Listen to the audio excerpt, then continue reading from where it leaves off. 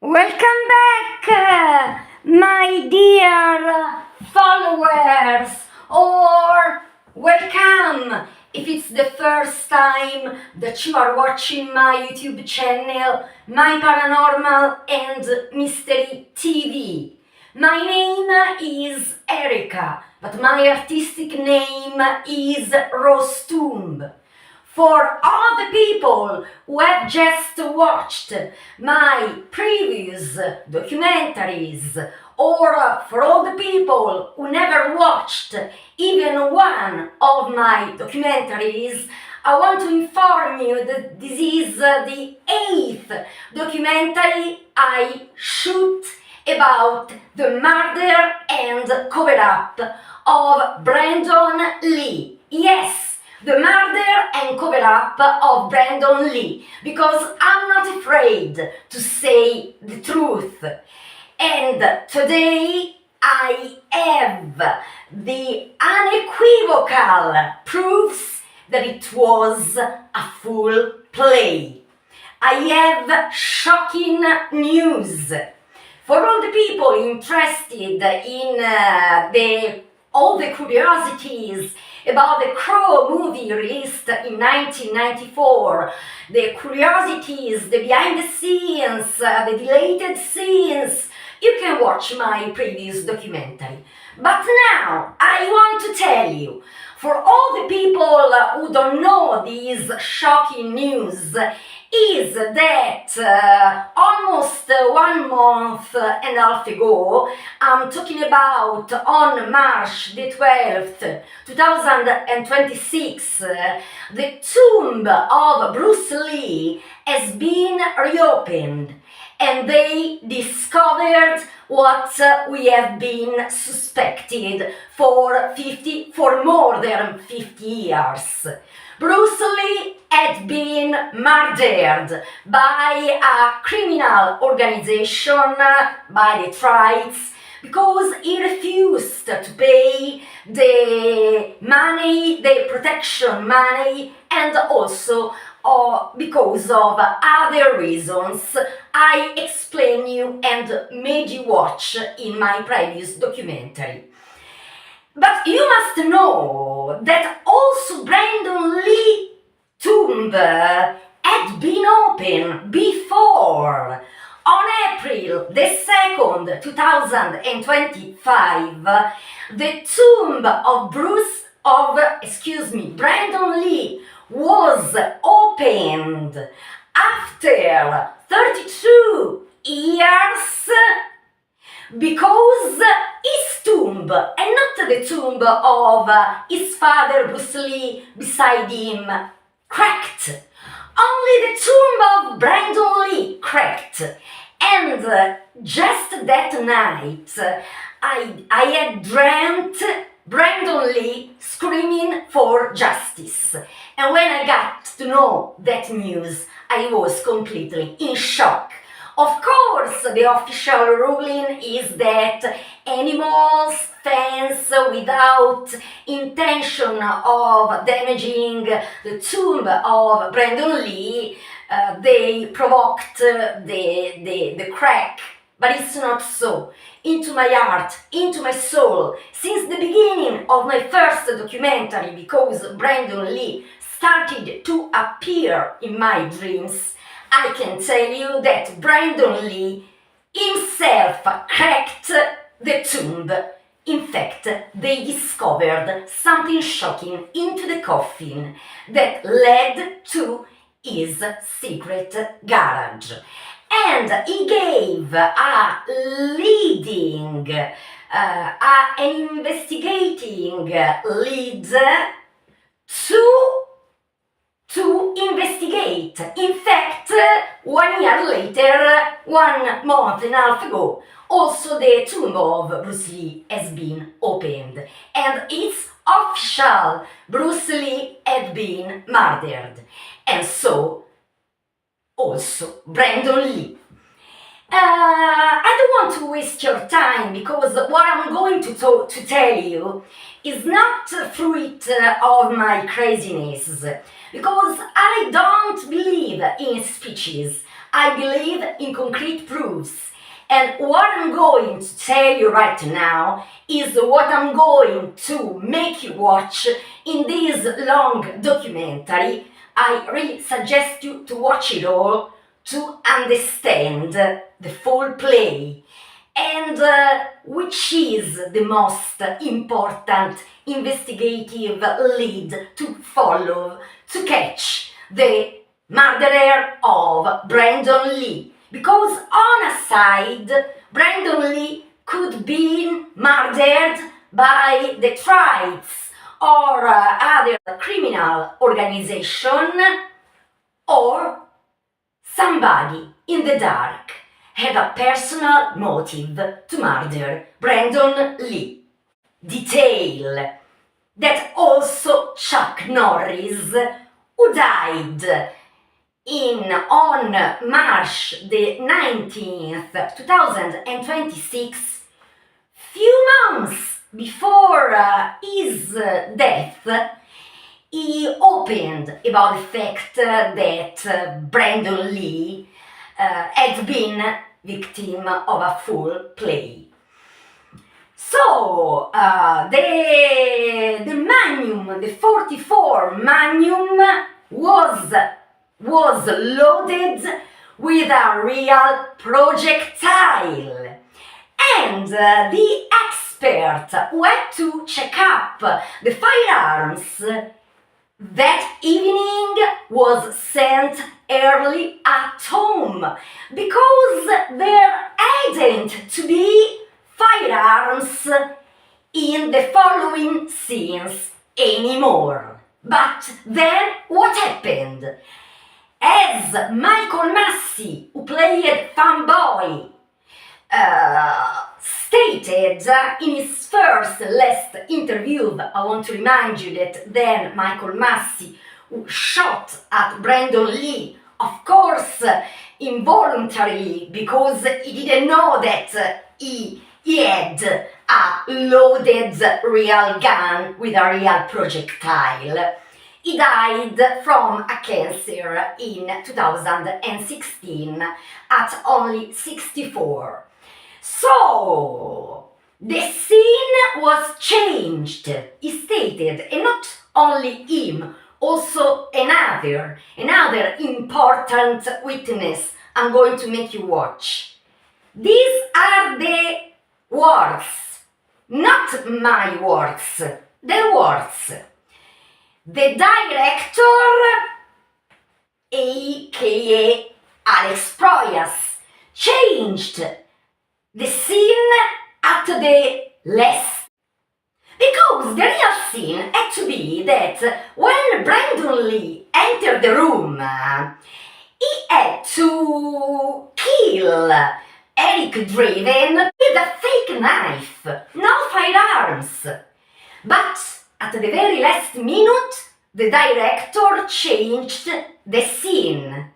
It's better a shooting. But how could he have such crazy idea at the very last minute when Brandon Lee was the only time that he didn't dress the bulletproof vest? Because Brandon Lee always was wearing the bulletproof vest. Only the time he got shot to death, he didn't wear it because there should have been firearms in that scene. So, excuse me if I wish I could ask a director that I admire why changing that scene knowing that Brandon Lee had now the bulletproof vest and the expert who had to check up the firearms was sent early at home just that night. And the gun couldn't hurt any other actors or actresses in the set because that gun was destined only to shoot at Brandon Lee. So no other actors or actresses could be involved in the fatal shooting. And I want to tell you that the secret diaries found in the garage of Brandon Lee, the secret tape and the secret diaries are shocking because when he shot martial arts movies in Hong Kong, he also made questions about his father, because into Brandon Lee, he didn't accept the official ruling of cerebral edema that caused the death of Bruce Lee at 32. No, he didn't get it, and he was right, because now the case of Bruce Lee has been reopened as murder. So he did many questions, and he got to know that the official autopsy wasn't what all the world believed. In the real autopsy, Bruce Lee didn't have any cerebral edema that caused his death. So, on a side, Brandon Lee had been murdered by the tribes or by some criminal organization because he discovered who murdered his father, Bruce Lee. But on the other hand, I had a shocking news, because all the catastrophes happened in the set of The Crow have all scientific explanations. Wilmington in winter, low taxes, no strict controls at work like in all the other United States. And this, the cursed voicemail warning. It wasn't a curse, it was a direct threat, because you must know that when the crew moved to Wilmington in North Carolina to shoot The Crow, it wasn't said to the medias, so they couldn't know that in that place we're going to shoot the movie The Crow. During the pre-production of The Crow in Wilmington, North Carolina, at the end of January 1993, the film's production office received an anonymous voicemail warning them not to proceed with the movie, warning that bad things may happen.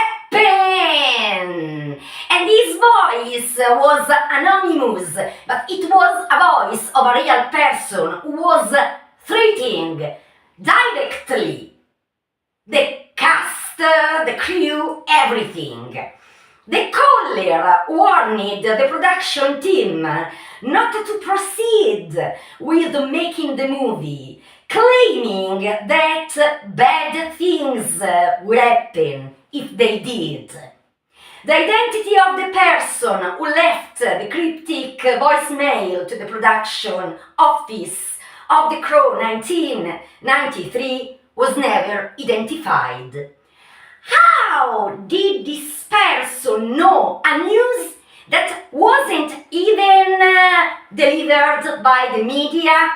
Because in my opinion, there was a mole into the set of The Crow.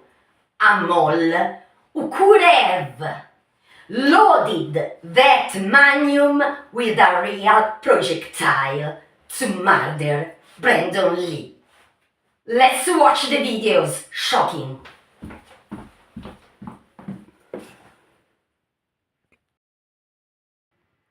Warning! Some images could disturb the sensitivity of the viewers. Martial arts star Bruce Lee has died. March 31st, 1993, with just days left of filming his breakout role, actor Brandon Lee was shot and on a movie set. The official story that shocked the world was simple. It was a freak accident. The gun, loaded with blanks, had somehow malfunctioned with catastrophic results. It was a neat, tragic, and digestible explanation. But it wasn't the whole truth. Buried deep within the official reports and autopsy findings is a chilling detail. A single overlooked fact about the bullet that took his life, suggesting this was no mere accident. This is the truth they almost buried. To understand The father Bruce Lee. movie star, he was a global phenomenon who had shattered cultural barriers. A philosopher with fists who brought Eastern wisdom to the Western world. But that legendary status was sealed in tragedy. When Brandon was just 8 years old, Bruce Lee died under mysterious and controversial circumstances at the age of 32. The official cause was cerebral edema, a swelling of the brain, attributed to an allergic reaction to a painkiller. But the whispers began almost immediately and have persisted for decades.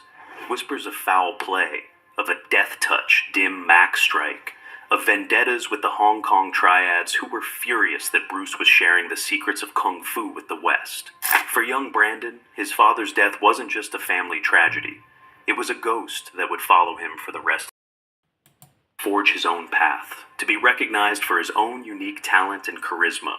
A potent blend of his father's intensity with a laid-back, almost grunge-like sensibility that was perfectly in tune with the early 90s.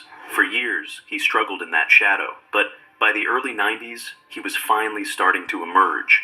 A lead role in the buddy cop action film Rapid Fire showcased his charm and fighting prowess, earning him legitimate attention from major studios. He was young, impossibly talented, and had a magnetic presence that was all his own. He moved with He was no longer Bruce Lee's son. He was Brandon Lee, a star in his own right, on the verge of something massive. He had found the love of his life, Eliza Hutton, and they were planning their wedding for April 17th in Mexico, just weeks after filming was scheduled to wrap. The movie was gothic, dark. Violent, and emotionally complex, allowing him to showcase a range far beyond the martial arts films that were expected of him. This was not a character defined by physical prowess, but by profound loss and undying love. It was a role that required vulnerability as much as vengeance. Brandon poured his entire soul into the character. He understood Eric Draven's pain, his rage, and his profound love on a visceral level. He personally applied the iconic makeup for the first screen test, crafting the scarred, Pierrot-like visage himself.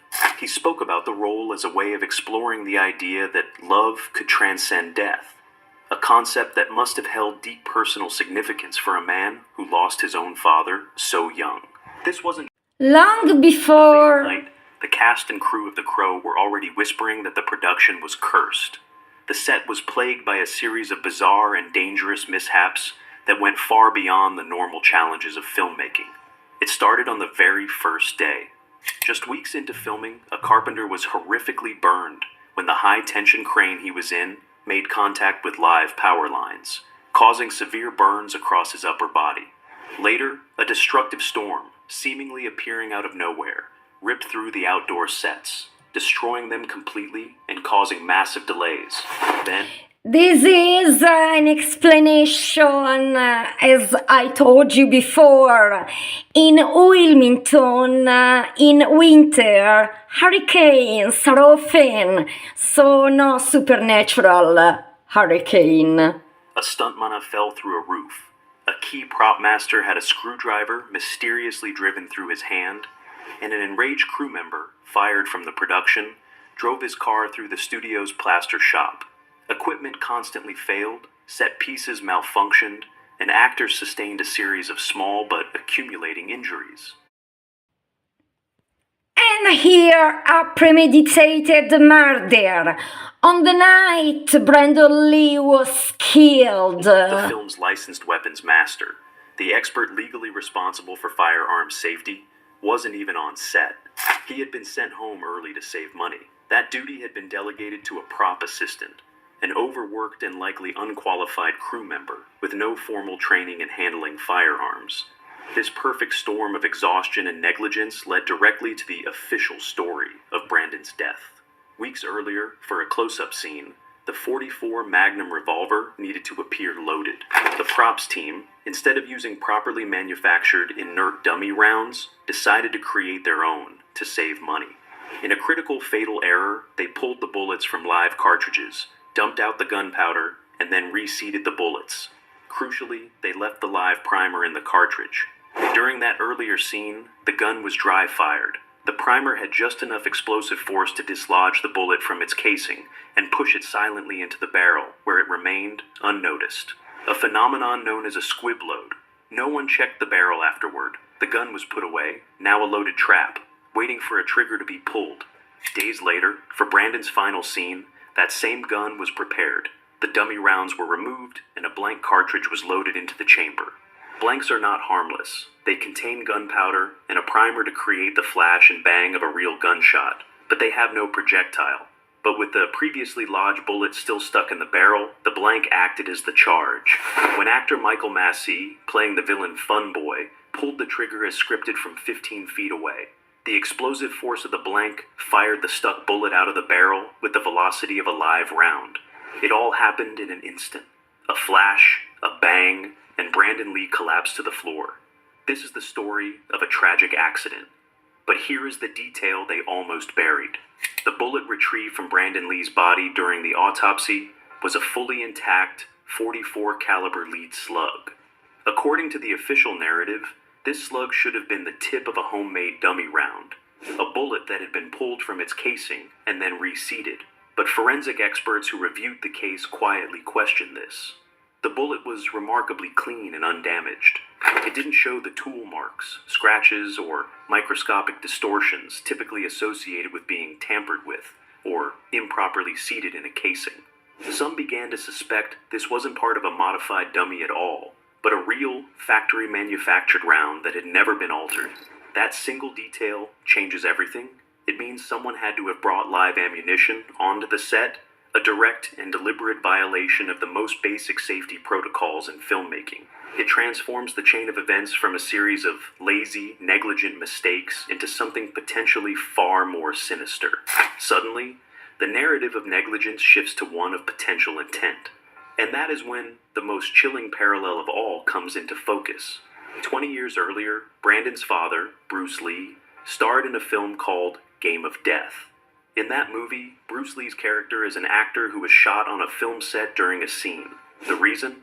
An assassin, wanting him dead, had secretly replaced a prop bullet with a live round.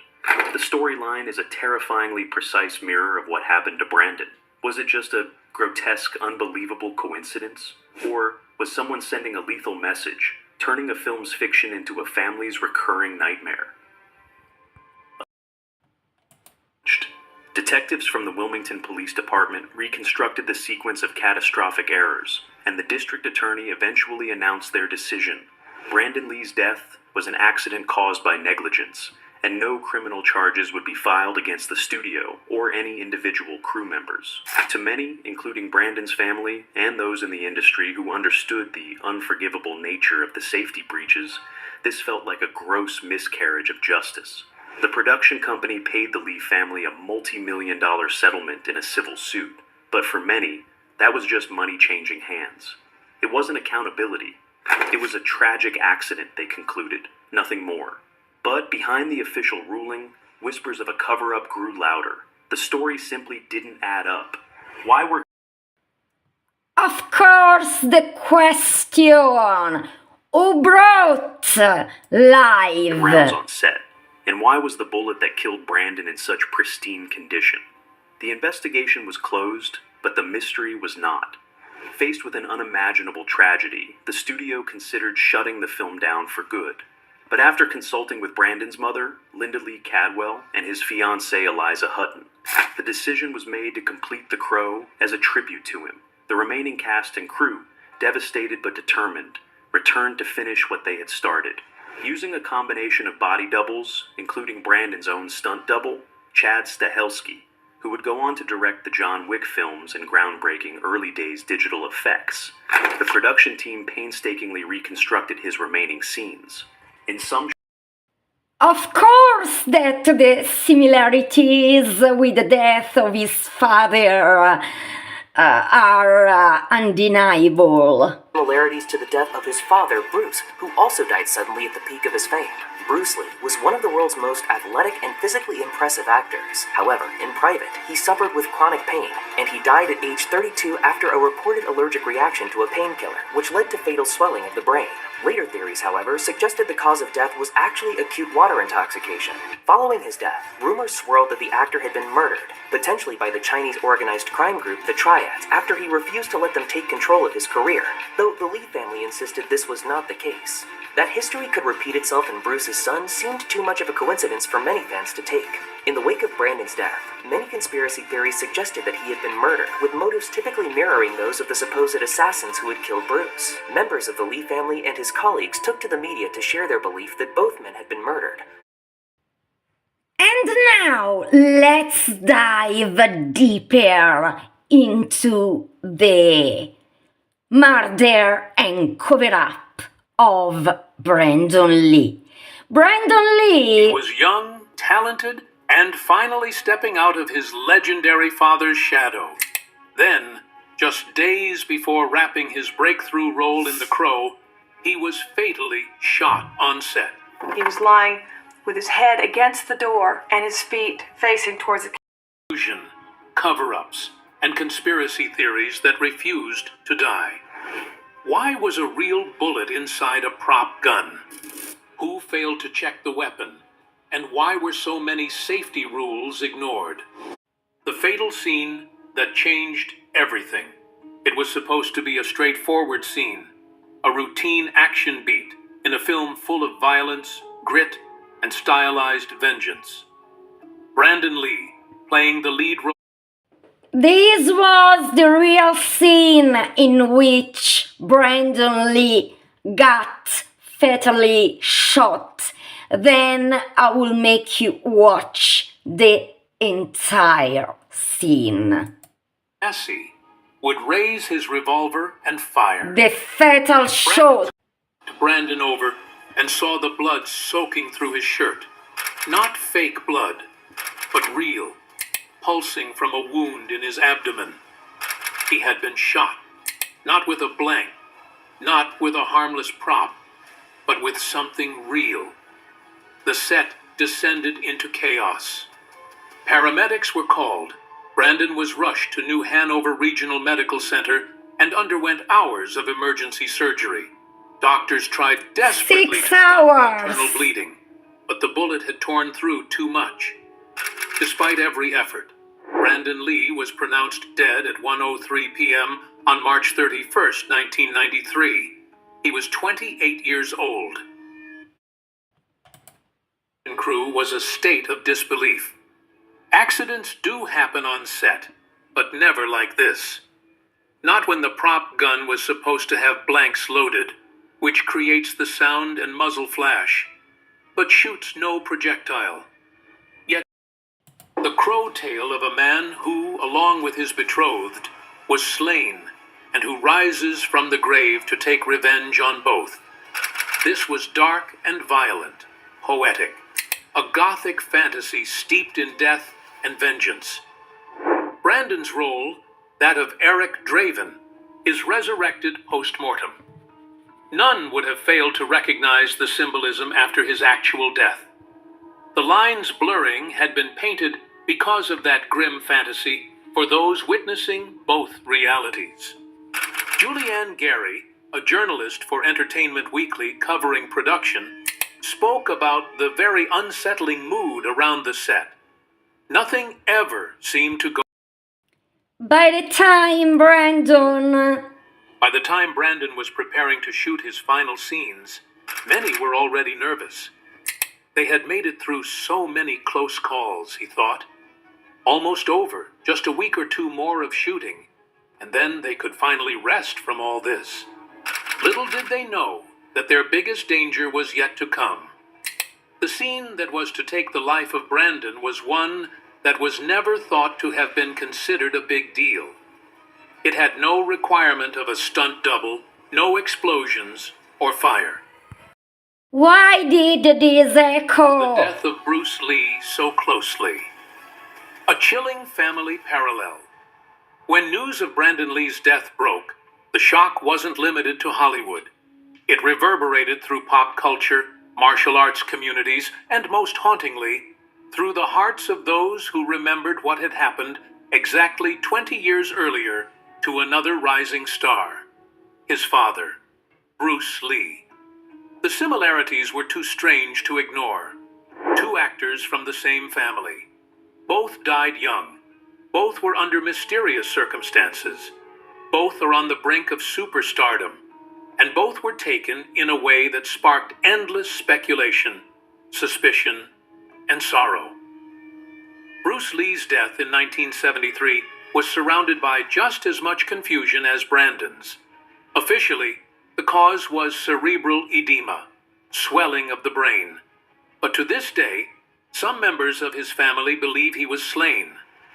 Theories included allergic reactions, secret health conditions, and the most persistent rumor of all: retaliation from the Triads, a powerful criminal organization with deep ties to the Hong Kong film industry. According to martial arts expert Ed Parker Jr., whose father had trained Bruce, the theory wasn't just urban legend.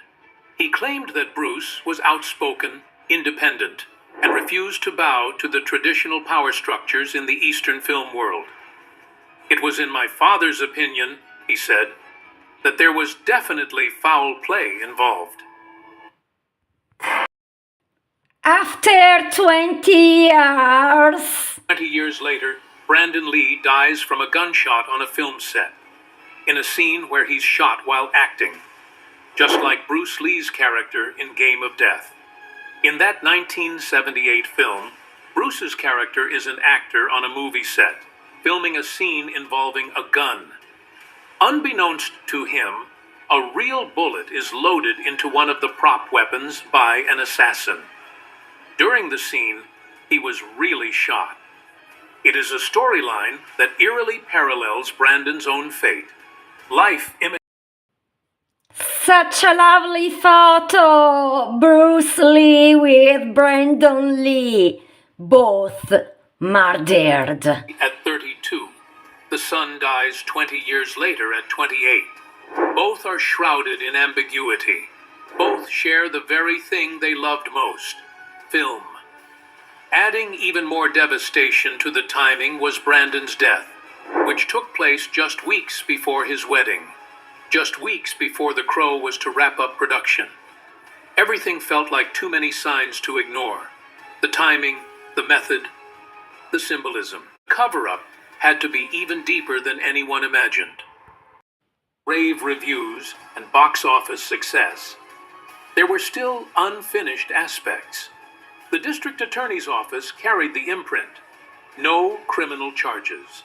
There had been too many safety violations, but they were unable to prove criminal intent. Tragic accident, it was termed, nothing more. To many people, that was not quite enough. There are still questions about the timeline, unanswered queries about the dummy rounds, where safety personnel were during this event, and how this very rudimentary act-checking the barrel just got skipped. The publicist for The Crow had, however, contested an unsafe work environment. Much to the contrary was the view from within the crew was stressed, pushed to their limits, and too exhausted. And just when the world was beginning to move on, a chilling discovery from the autopsy would bring everything back into question. Because what they found inside Brandon's body didn't match what was supposed to be on set. The truth they tried to hide. Truth they almost buried. For months after Brandon Lee's death, the public was fed one version of the story: a tragic accident caused by mismanaged props, an overworked crew, and a blank round that interacted fatally with a stuck bullet. It was a plausible explanation, neat enough to satisfy the studio, convenient enough to avoid lawsuits, and just vague enough to blur the line between accountability and absolution. But the details in the official reports, particularly the autopsy, begged a closer look. One detail raised eyebrows immediately: .44 caliber bullet was removed from Lee's body. Detectives are proceeding with the investigation. The bullet retrieved from Brandon. New forensic experts reviewed the autopsy. Quietly questioned that version. The bullet was remarkably undamaged, clean, no signs of having been tampered with or improperly seated. Some began to suspect that this wasn't a modified dummy at all, but a real factory-manufactured round. That revelation would change everything. If it was a real bullet, that meant someone had to bring live ammunition to set, a direct violation of standard film safety protocol. Even in the early 90s, using live rounds on set was rare and considered extremely dangerous. But the official reports never confirmed who handled or manufactured the dummy rounds. Those records, missing or never filed. The identity of the person responsible for loading the weapon that night, still disputed. Sabotage! Couldn't be ruled out. This wasn't just a tabloid noise. According to Detective J.J. Leitner, who spearheaded the investigation, nothing's been ruled out. Leitner himself conceded years later in an interview that he harbored a gut feeling about the ambiguous case, which he never could deliver. So who could have a motive? Some conspiracy theorists even brought back the idea of a vendetta out of Bruce Lee's death, bringing them along the lines that Brandon could be a target for the same reasons by rival studios, jealous insiders, or even the remnants of the Chinese syndicates that Bruce reportedly defied. Others. At the funeral of Brandon Lee, there was a very young Steven Seagal who immediately stated that it could be a murder or gross negligence. Almost 20 years later, listen to him. He was completely right. That he's dead, but the guy shot a blank gun at him. How could he be dead? He's dying. He's severely hurt, maybe dead. And I said, you will find a projectile in him. You'll find a bullet in him. And they said, that can't be. You're crazy. And I said, you will find a bullet in him. And they called me in the morning. They said, you're amazing. And I said, why? And they said, there was a bullet in him. And I can go through the whole story on what really happened, which most people don't know. But the long and the short is when Brandon passed like that, I didn't sleep for 3 or 4 days. It just reminded me too much of certain things. And The Crow was the opportunity for Brandon Lee to show that he was a very great actor and not only a martial artist. Film based on James O. Barr's graphic novel. Brandon was cast as Eric Draven, a musician brought back from the dead to avenge his and his fiancee's murder. The role demanded both physical prowess and emotional depth. It's funny. He's forced to put aside his own pain long enough to go do what he has to do, to tell the rest of them death is coming for them. This is the best role that I've had the opportunity to get my hands on in a film. For Brandon, this was a chance to showcase his acting range and step into a role that would define his career. The production of The Crow began in early 1993. Directed by Alex Proyas, the set was designed to reflect a gothic, rain-soaked urban landscape, adding to the film's eerie ambience. Despite the excitement surrounding the project, the production faced numerous challenges, including budget constraints and technical difficulties. Yet Brandon stayed dedicated to the film. He immersed himself in the role of Eric Draven. His dedication was evident in his physical preparation and his deep connection to the character's emotional journey. Colleagues noted his professionalism and believed his performance would be transformative. However, the film's production issues would come to catch up to even Brandon himself. You want to explain it that you, in fact, are not the Crow, but another the character, the Crow, is different from who you are in the movie. No, in fact, I am undead. And I frequently go on killing rampages. And watch, I'll put this cigarette out on my chin and it won't even hurt me. This is a behind the scenes. We're not going to go too much into what the film is actually about. Thank God. Like, the elements of the film, like, so your character, it's Eric, right? Is this kind of has a dark side, but he's also a musician. You want to talk about that? Well, the interesting thing about this character to me is that you're dealing with a guy who's literally been pushed to the limits of his own sanity, you know? And I think that something of the persona of the Crow that he takes on, he does because he himself can't necessarily deal with what's happening. And by creating this persona, he creates someone who can deal with what's going on. So tell me about the comic book aspects. Have you ever read the comic book before? What came first? You're reading the script and reading the comic book. I read the script first, but the comic book is wonderful.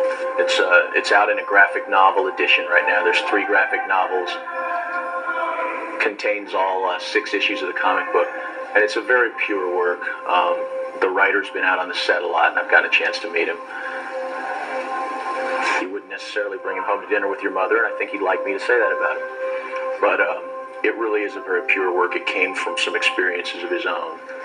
And an interesting thing that I like about it is it's essentially a story about a man and a woman who are victims of a terrible crime, and the man gets a chance to come back to try and seek justice, which is something that you just read the news or look around and often does not happen, and it's very satisfying in that way. Right now, what's going on in the film with the scenes that we're filming today? And can you sort of describe where it comes in the film and what it means? Well, it means I'm wearing a bulletproof vest right now. And I just got shot 20 times.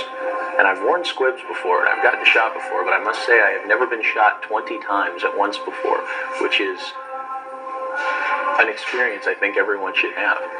Is it an acting challenge that you would recommend for every actor? It's an NAR day. It's a definite no acting required day when you get shot 20 times. The reactions come pretty naturally? Yeah, Alex Proyas should actually come out for you because he does the Proyas shuffle the best, which is the, when you get shot 20 times. On March 31st. Now, listen carefully what Michael Massey, in his first and last interview in 2005, stated, because it's not me saying this. Listen what he stated. And I've never talked about this on camera, and it was shooting of The Crow, and Brandon died during it. And since then, I'm very conscious of the dangers of making a movie. And the thing is, it wasn't supposed to happen. It absolutely wasn't supposed to happen. I wasn't even supposed to be handling the gun in the scene till we started shooting the scene, and the director changed it.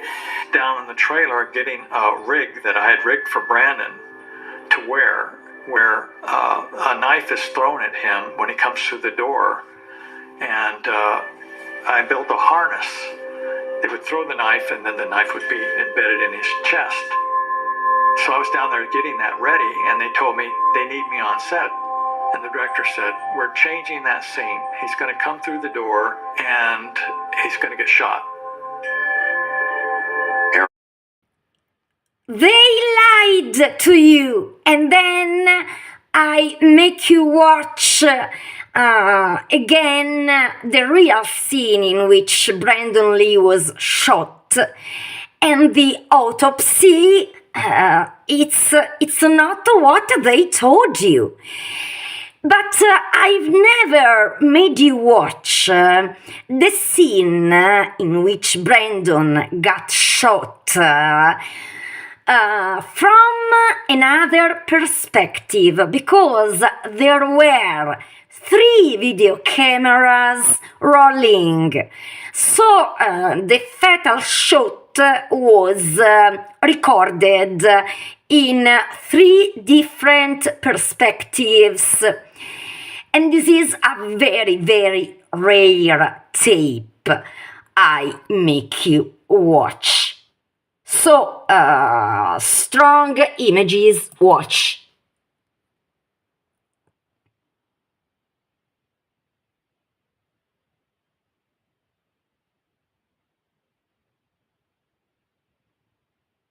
This one was fatal. Now be strong, because I'm going to make you watch the shots at Brandon Lee and the fatal shot. Then Brandon Lee died 12 hours later in hospital. Be strong if you want to watch. Talked about this on camera. Michael was the actor who fired the gun that accidentally killed Brandon Lee on the set of The Crow in 1993. And now he's talking about it for the first time, and only to Extra, about the stunt which went horribly wrong. It absolutely wasn't supposed to happen. I wasn't even supposed to be handling the gun in the scene till we started shooting the scene and the director changed it. The tragic accident was caused by a faulty prop revolver. Massey, who was so devastated by Brandon's death, left Hollywood. I just took a year off and I went back to New York and didn't do anything. I didn't work. Michael says the unthinkable tragedy is still something he has to live with. What happened to Brandon was a tragic accident. I don't think you ever get over something like that. So, I can tell you that Michael Massey died from stomach cancer in 2016, and this is the real scene. So I go on.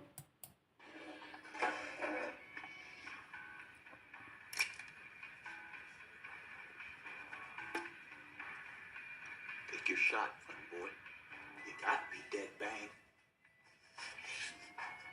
You are seriously fucked up. But you look in the mirror. You need professional help. Bingo! He's scored!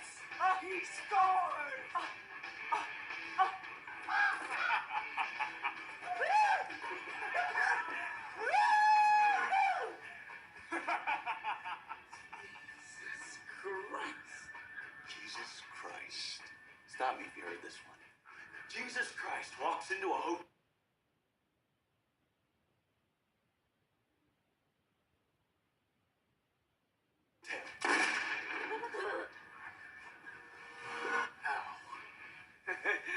He hands the innkeeper 3 nails and he asks, "Don't you ever fucking die?" So when they tell you that the tape of the fatal shot of Brandon Lee had been destroyed, it's not the truth. But I want you to know that there are 3 tapes, 3 secret tapes about in the scene when Brandon got fatally shot. So it's not true that nowadays at least one still exists for sure.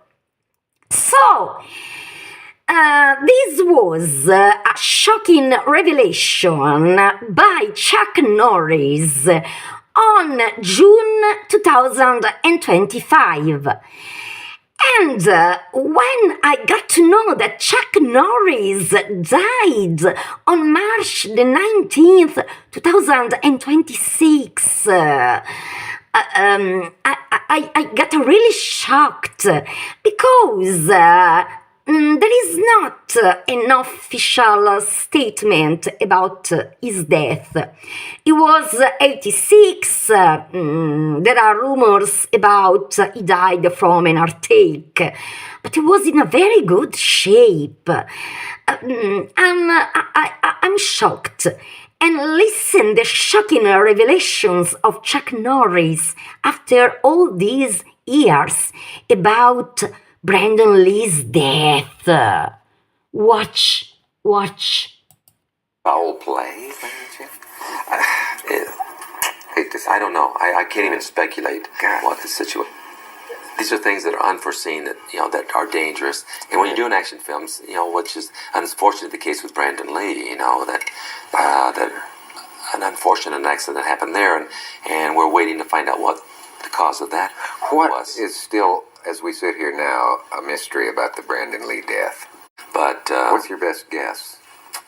What's it look like? To be truthful, Dick, I thought, in a weapon that you fire that's they have a little plug in there to make it a blank. And sometimes that plug, when you shoot off the blank, will shoot that plug out of the barrel, and it's like a bullet. Even though it's a piece of cardboard. No, it's not a cardboard. It's like a plug. It's like a metal plug. It's metal? And so sometimes that'll discharge and lodge, but it's only effective for just a few feet. I thought that at first. Then I found out that wasn't the case. Then I heard that it was the tip of the dummy, like when you show a gun up close, they stick dummy bullets in there. So it looks like real bullets, but there's no powder or anything in them. And then I heard that when they took them out, the tip of it lodged in the chamber. And then when they used the charge, that tip shot out. Right. Then I heard that wasn't the case, that didn't happen. So truthfully, I don't know what the situation that was the story, I think, it was in People magazine, and that seemed plausible. But if that is then there's still a mystery. Huh? Then I talked to some law enforcement guys down there, and they said they tried that, and they said it would not. They couldn't make it work that way. So maybe by the time this airs, we'll all know. You suspect foul play? Hate this. I don't know. I can't even speculate what the situation is. Sitting down. This is the director of The Crow 1994, Alex Proyas, who gave this rare interview just a few months ago on January 2026. And listen carefully to him. Crow is something that I would never, ever, nor do I believe anyone should ever remake The Crow. Because The Crow, we only finished The Crow to honour Brandon's legacy. And it is his legacy, and to this day, it remains so, even in the wake of a recent remake that was actually very specifically remaking his character, which doesn't exist in the comic books. His character was something that was created for the movie and that he brought to life. Yes, the makeup, etc., but that actual character is specific to Brandon, and it should remain that way. And only the TV series, I think the TV series used that name, that character's name, but all the other movies have been other characters, other names, or whatever, for this reason, that is they respect Brandon's legacy. So when this last iteration came along, I just thought it was in incredibly bad taste, and it was a cash grab. I think there was a viral tweet which I posted because I hate, it goes against my grain to kind of slag off other filmmakers' work. I know how hard it is to make any film, and I felt really bad, and I tried to hold my venom back, but I have been on the cards over the years saying I don't think they should remake that movie because I think it's disrespectful to Brandon. And so I did post the odd thing that very quickly went viral, where I said something like, well, turned out it wasn't a cash grab after all because there wasn't much cash to grab. And look, it is. So,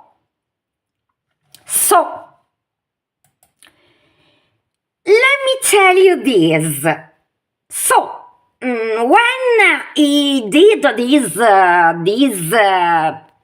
battle against the remake of The Crow, I really admired him, and I completely agree that I was against a remake of The Crow, because Brandon Lee is Eric Draven.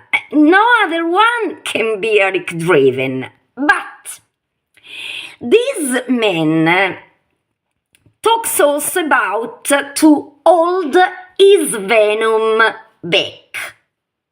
Okay, but it's really more serious the fact that Brandon Lee really died in the set in which he was the director, then making a remake of The Crow. Because Michael Massey stated the director changed the scene at the very last time. So it's impossible not to ask this great director why changing that scene that provoked the death of the protagonist, of the actor protagonist, Brandon Lee. He changed the scene at the very last minute. The expert of firearms was sent home early, and Brandon Lee didn't wear the bulletproof vest. His life was like a bright flash and ended earlier than anyone could have imagined.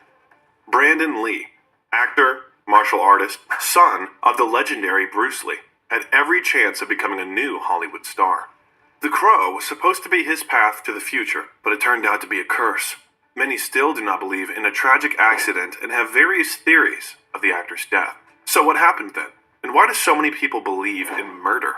Michael Massey fired a gun, fall to the floor. Everything went according to plan. The gun fired, the squib went off, and Lee fell. Only after Broyes said cut, everyone realized that Lee was not moving. Actor Michael Massey, who played the main character's enemy, shot Lee backwards from the explosion rather than forward as planned. Some time passed before others on set realized something was wrong. Everyone was busy working. The actor was wounded in the stomach. The bullet lodged in the spine. Lee was taken to the New Hanover Regional Medical Center, where he underwent a 6-hour operation. Doctors transfused him with 7 liters of blood, fighting for his life for 12 hours. But at 1:04 on March 31st, 1993, the young actor was declared dead. After a 2-month investigation, the incident was determined to be an accident, and no charges were filed. Brandon's mother, Linda Cadwell, filed a civil lawsuit against the studio, which was settled out of court. Brandon Lee was really talented and so gorgeous. Filming was suspended. Director Alex Proyas initially did not want to continue working on the film at all. He was destroyed by the tragedy and so devastated that he did not have the strength to continue. It was only because Eliza and then the entire cast and crew reached out to him that he began to consider it. Those who became closer to the actor during the period of collaboration wanted to finish the film in his honor, since Brandon put a lot of time and effort into The Crow. Despite all the unpleasant events during filming, he worked hard without slowing down his pace and enthusiasm. Although, of course, not everyone agreed to continue working on the film. Some saw a connection to the Illuminati. It was filmed inside a pyramid with an all-seeing eye above it, and throughout the film there was the logo of the mysterious Brotherhood of the Phoenix. Some also worried about the experts went to check up the firearms was sent early. This is not a misfortune. It is called premeditated murder. Weapons specialist J.B. Jones had been sent home prior to shooting the scene, and no one else had thought to check the weapon. It was a full play. Brandon Lee, the rising star and son of martial arts legend Bruce Lee, collapsed during filming of the gothic thriller The Crow. The cameras rolled as he performed. A scene. But when the director called cut, Brandon didn't get up. He had been fatally wounded, not by a stunt gone wrong, but by a real bullet that should never have been there. Real bullet! What should have been his break, based on the dark graphic novel, it told the story of a man who returns from the dead to avenge the murder of his fiancée. It was gothic, violent, tragic, perfect for the brooding charisma Brandon carried. For him, this was not just another role. This was his breakout, his opportunity to step out of his father's shadow and into the spotlight as his own star. Cast. And crew spoke of his dedication, his generosity, his determination to give everything to the role. Really, doctors made everything, the possible and the impossible, to save Brandon Lee's life, really. But he didn't make it. Brandon Lee died. 1:03 a.m. He was 28 years old. News of his death spread quickly, and the world was stunned. Hollywood mourned the loss of a rising star, a man whose career was just beginning. But for many, Brandon's death felt eerily familiar. 2 decades earlier, Bruce Lee had died suddenly at the age of 32 under mysterious circumstances, sparking official investigation ruled his death an accident, the result of negligence on set.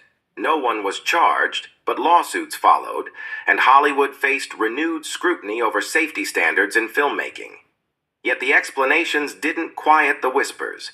Fans and conspiracy theorists alike pointed to the Lee family curse, a belief that Bruce and Brandon were both doomed by forces beyond control. Some tied it to old superstitions, others to dark Hollywood secrets.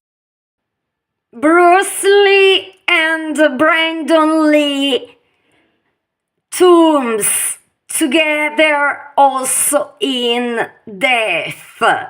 And now we are near to discover the secrets into these tombs and coffins. Potential unfulfilled. He will forever be remembered not just for who he was, but for who he could have become. A husband, a leading man, a legend in his own right. Instead, he became part of one of Hollywood's most chilling mysteries, the actor who died acting out his own character's death. Decades later, fans still visit his grave in Seattle, alongside his father's, leaving flowers and notes. Together, Bruce and Brandon Lee remain immortalized not just as martial artists or actors, but as symbols of brilliance stolen too soon. They are reminders of the fragility of life, the dangers of fame, and the strange shadows that seem to haunt Hollywood's brightest stars. Was Brandon Lee's death simply a tragic accident, or was it part of something larger? You can see the newspapers of that time. The only son of martial arts legend Bruce Lee was just 28 years old. He had finally stepped out of his father's enormous shadow and was days away from finishing what was meant to be his breakout role, Eric Draven, in The Crow, a gothic avenger reborn from the grave. And then, in a scene that eerily mirrored his character's death, Brandon was shot on set. The bullet was real. 2 generations of gifted martial artists, both taken before reaching their full potential, both surrounded by mystery. Then came the eerie footage. Though the fatal scene had not been officially recorded, or at least was said to have been destroyed, rumors persisted that copies existed, locked in vaults. As I told you before, the tapes haven't been destroyed at all. Conspiracy theorists claimed someone didn't want the world to know what really happened. Almost immediately. Some suggested the bullet could not have ended up inside that barrel by accident, that someone had placed it deliberately. Accounts claimed the weapons coordinator had been sent home early that night. The accident does not appear in The Crow. The scene was reshot. The footage from that night was confiscated by Wilmington police as evidence. What appears in the finished film is a recreation. So, As I told you before, the footage of Brandon Lee shot hasn't been destroyed at all. And now, let's go to the opening of Brandon Lee's tomb.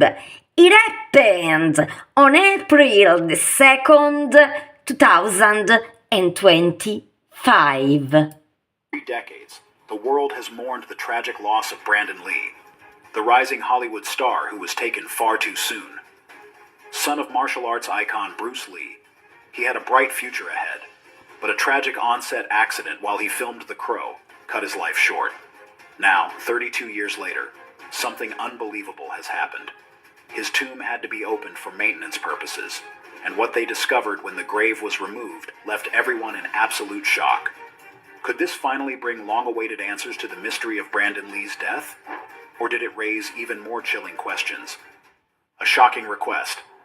The world welcomed Brandon Lee as a future star on February 1, 1965, in Oakland, California, and said its last goodbye to him on March 31, 1993, on the set of the movie The Crown, when he was only 28 years old. His remains rest at Lakeview Cemetery in his hometown of Seattle. He rests next to his beloved father at this somber gravesite, where their timeless bond remains as absolute in death as it was in life. Thousands of fans visit the cemetery every year, honoring a legacy that fate destroyed too soon. And it's this constant affluence of people paying their respects that caused something Linda Lee Cadwell, Brandon's mother, could have never expected. After the 30th anniversary of Brandon Lee's death, Linda received a request from the Seattle City Council to permit grave maintenance. According to the authorities, the earth on which Brandon's remains rested was suspiciously unsettled, and an unexpected crack had appeared on the stone. Experts believed someone had voluntarily or involuntarily stepped on Brandon's grave, disturbing the ground and ruining the stone. But the crack could also have been caused by burrowing animals, a small quake that might have gone undetected above ground, or structural issues in the grave itself. The fact that Bruce Lee's grave seemed intact despite being so close to Brandon's was a mystery itself, one that the You can see how many visitors every year. She had buried her husband and her son within a few years Linda Lee Cadwell. despite not having planned to outlive either. And now she was being asked if a bunch of strangers could pull her son's body from his final resting place, disturbing his eternal sleep and threatening his peace in the afterlife. Could her heart endure this new heartbreak, or would it finally shatter for good? She was tempted to deny permission to open her son's tomb, but at the same time, she acknowledged that the site needed protection for future visitors. She knew full well how much people still loved and cherished Bruce and Brandon's memories, and she knew that fans across the planet would be heartbroken if the city of Seattle permanently denied them permission to visit their heroes' burial places. So she said yes. Mindful. Despite the request for privacy, a crowd soon gathered outside the cemetery as soon as the news spread. Star John Polito, conditions on the set of The Crow were terrible. Lee reportedly lost 20 pounds while filming. Plus, the dark tale of revenge and murder was mostly filmed at night in North Carolina's freezing winter conditions. Lee was constantly getting drenched in water, and filming was constantly interrupted to fix his makeup. Lee reportedly filed a formal complaint against production conditions mere days before his death. In fact, things were so rough that his manager called producers in a rage, accusing them of trying to kill Lee. As promised, I make you watch the official autopsy of Brandon Lee once again. Watch. For the people who haven't watched my previous documentaries about Brandon Lee's murder, this is the official autopsy kindly released by the police. As you may see, I explain you the scene in which Brandon Lee was shot, and it wasn't the scene that 4 years made you believe. Here he had some little arts from blanks, because he didn't wear the bulletproof vest, so he had some arts, but with blanks. Instead, this one has been the fatal shot in the stomach under the belly umbilical. This was the fatal shot. And this is the autopsy of Brandon Lee.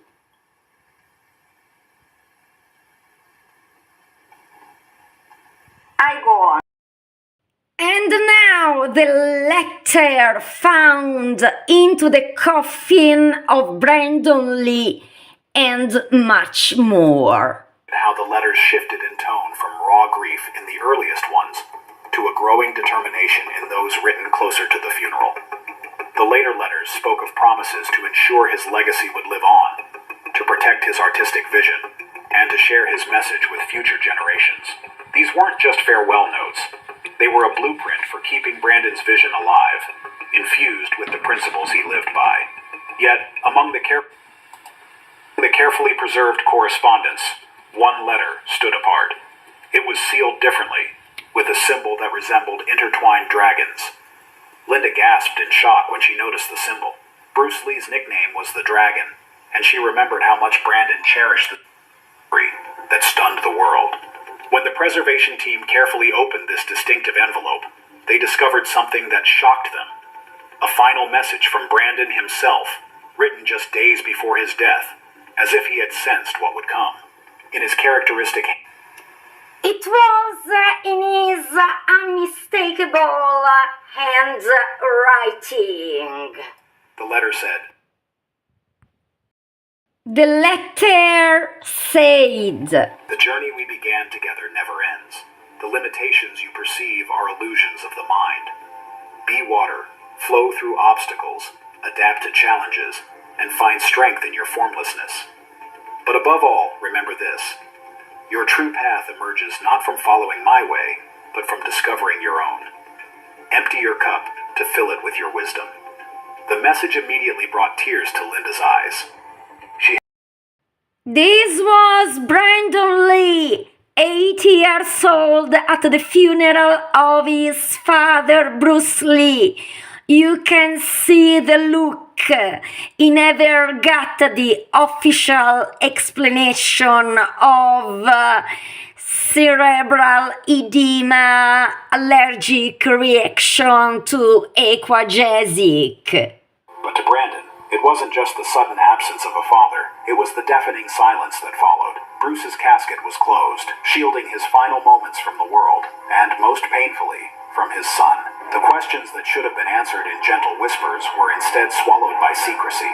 The world mourned a legend, but Brandon mourned a dad whose last words explained Brandon's heart. The public's adoration for Bruce Lee's myth clashed with Brandon's quiet grief, a grief tinged with confusion, and an unsettling feeling that his father's death was not as natural as it seemed. As he grew, this unease transformed into a determined quest for truth, a search that would eventually unravel unsettling secrets hidden behind the mask of fame. Getting older meant Brandon could no longer ignore the fissures in the narrative around his father's death. As a curious teenager, he pored over news clippings, medical reports, and interviews, assembling a jigsaw puzzle that refused to fit neatly together. The official story, cerebral edema caused by an adverse reaction to a prescription painkiller, felt too sterile, too simple. Brandon discovered that the medical files were riddled with contradictions. The swelling in Bruce's brain was noted without any sign of trauma or injury. Witness statements conflicted on timelines and events leading up to his death. The autopsy itself had missing pieces, and some records appeared redacted or incomplete.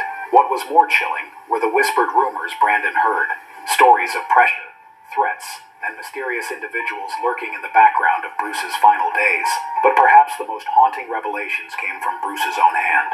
Brandon stumbled across fragments of his father's private notebooks, hidden away by family friends or forgotten in dusty drawers.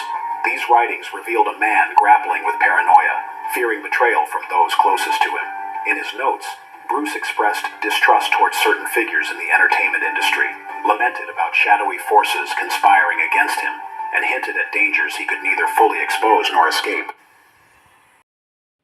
Other notes hinted. Missing files, confidential documents Bruce had once kept, but which had mysteriously vanished from his personal effects after his death. One of the most chilling passages read, "He was alone when he died, but they made sure he would be." This sentence, repeated in slightly different forms throughout his writings, seemed like a dark mantra. Who were they? Brandon never wrote names outright, but the implication was clear. There was a conspiracy surrounding his father's final days.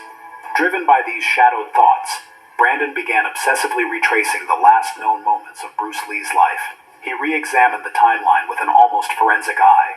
The strange collapse during the Hong Kong filming in early May 1973, the sudden onset of headaches and seizures, the mysterious delays in medical treatment, and finally, the rapid, unexplained death in July. Every detail seemed fraught with gaps and anomalies. He questioned the people closest to Bruce, his manager, his doctors, even the actors who had been on set the day Bruce fell ill. Brandon mulled over rumors of prescription drugs, of hidden enemies, of jealousy and betrayal within the martial arts community and Hollywood.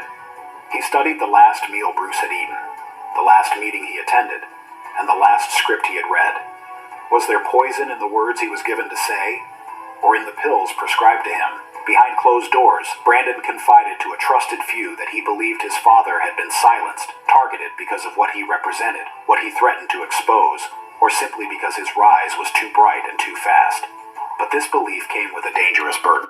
When Brandon stepped onto the set of The Crow, it was clear to everyone watching that something fundamental had shifted in him. Gone was the young actor cautiously carving a path in the shadow of a legendary name. In his place stood a man who was focused to the point of obsession, a perfectionist bent on controlling every aspect of his environment. His intensity manifested in peculiar ways.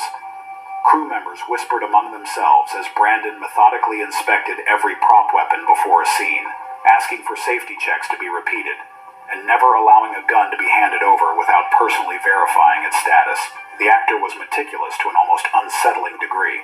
The Crow itself was a dark tale, about a man brutally murdered who returns from the dead, a spectral avenger haunting the night to bring justice for a love stolen too soon. For Brandon, the film was no mere role. It was a living metaphor for the struggle he carried inside. He dove deep into the character's psyche, insisting on stripping away any supernatural or mystical elements that might trivialize death. He wanted the story raw, visceral, grounded in the harsh reality of loss and revenge, not cloaked in fantasy or lighthearted mockery. The cast and crew noticed the strange intensity, a shadow lurking beneath his calm exterior. Some whispered of a premonition, an ominous energy that clung to him. The symbolism was undeniable. A man haunted by death, preparing to rise again through art, even as the world outside watched, unaware. But beneath the surface, the lines between character and man blurred. The rituals Brandon imposed on himself weren't just method acting. They were a desperate attempt to confront a past that refused to rest. The Crow wasn't just a movie for Brandon Lee. It was a warning, a prophecy, and a reckoning all wrapped into one. After the death of Brandon Lee, in Brandon's life, investigators found a small, worn journal in his apartment. At first glance, it appeared to be little more than the fragmented musings of a troubled young man, a mix of diary entries, random thoughts, and cryptic symbols. But as forensic archivists and code breakers sifted through its pages, a chilling pattern emerged. The journal was layered with repeated phrases and coded language, as if Brandon had been trying to communicate without speaking aloud. Phrases like, "eyes watching," "traitor in the circle," and "sick not sick" appeared over and over again, scattered across years of writing. These weren't just paranoid ramblings. They were clues, breadcrumbs left by a man who believed he was trapped in a web of betrayal and danger. The final page was the most haunting of all. It had been torn from the notebook, crumpled, then carefully reinserted between two covers, as if Brandon had hesitated, then decided the truth needed to be preserved. There, in sharp, unambiguous handwriting, were 5 words that shattered any notion of speculation or metaphor. "My father was called."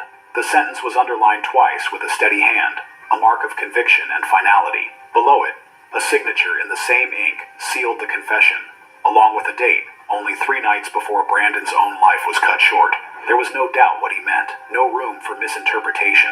It was a declaration and a plea, an accusation and a warning carved into the pages that would outlast him. In those few words lay the heart of a mystery that had haunted 2 generations, a legacy of silence, suspicion, and a truth too dangerous to speak aloud. Until now, when Brandon Lee's final words revealed a shocking truth about Bruce Lee's death. The tape they found. The discovery came unexpectedly during a routine search of Brandon's personal effects after his tragic death. Tucked away in an unassuming box, nestled among worn notebooks and faded photographs, was a microcassette. The label was handwritten, nearly illegible, but clear enough to read. If I'm Gone. It was a haunting title, like a final message meant to be heard only if Brandon didn't survive to tell his story himself. The tape clicked on with a faint hiss. Then his voice emerged, calm, measured, yet carrying an unmistakable weight of urgency. Brandon spoke slowly, deliberately, as if each word was both confession and confessionary. He recounted what had become his obsession over the past years, hidden medical reports he had obtained through contacts in the industry. These were not routine checkups or trivial health notes. They suggested anomalies, inconsistencies in the official narrative of Bruce's death. Most chilling of all was the secret recording Brandon revealed he had come across, a phone call from his father's final days. The tape crackled with distant voices, tense and guarded. Bruce's own voice was on it, strained but defiant. The other voices? Indistinct shadows. Brandon described them as people from the inside, powerful, unseen figures pressuring Bruce, manipulating his fate in ways nobody dared speak aloud. Brandon explained how this revelation changed everything. The making of The Crow was no longer just a career milestone. It was a symbolic battleground. The film's themes, resurrection, revenge, confronting unseen forces, were eerily parallel to Brandon's own life and fears. He saw himself in the role, not as a fictional character, but as a man trapped in a cycle of threats and silence. His voice lowered to a whisper, fragile, yet defiant. They won't say it, but I will. My father was killed, and now they're watching me. The tape ended abruptly. And now, new shocking revelations.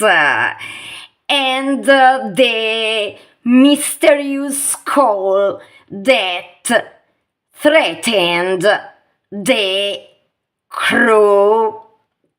Watch. Madness. Picture this. James O'Barr walks into his very first Hollywood meeting, clutching his dark, deeply personal comic book about death, revenge, and supernatural resurrection. He's expecting serious discussions about how to adapt his gritty story of a murdered musician who comes back from the grave to avenge his fiance's death. Instead, the studio executives have a completely different vision in mind. They want to turn The Crow into a musical starring Michael Jackson.